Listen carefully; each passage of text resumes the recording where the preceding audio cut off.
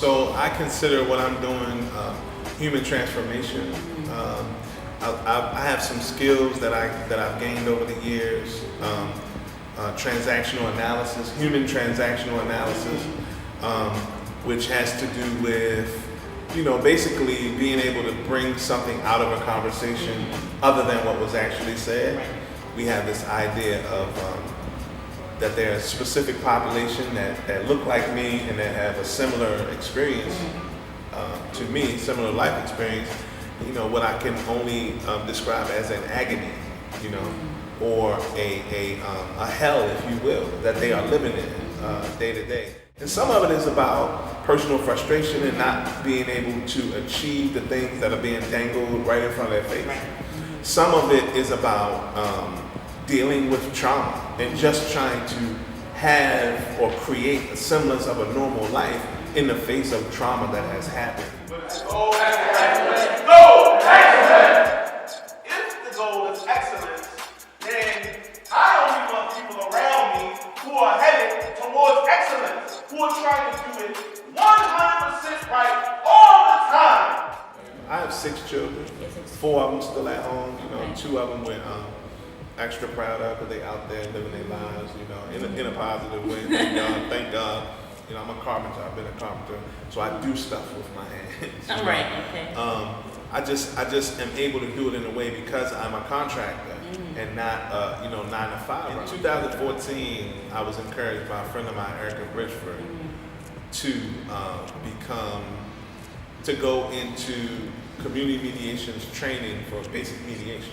Okay. So I got there and I took the training, and I was a natural at it because I've been doing it a long time and falling into that middle role.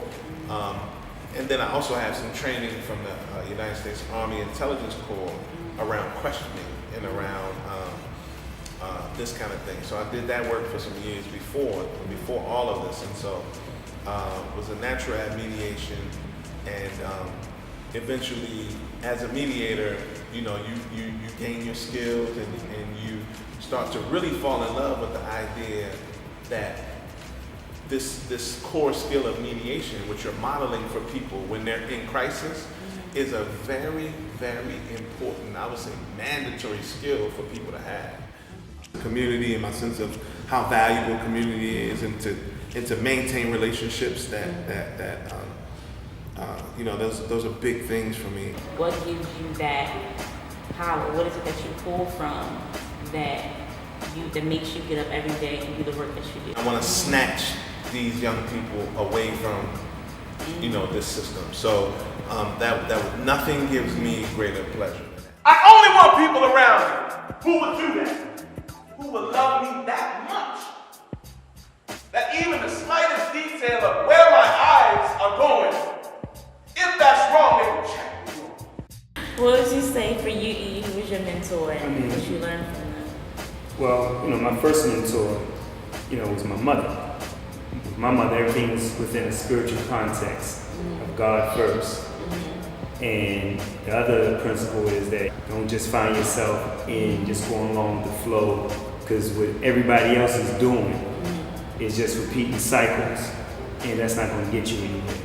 I think the most important thing that any one of us can do is to share our experience. Your willingness to head towards excellence and keep excellence as your goal and refocus at a tough time, that is what's being looked at.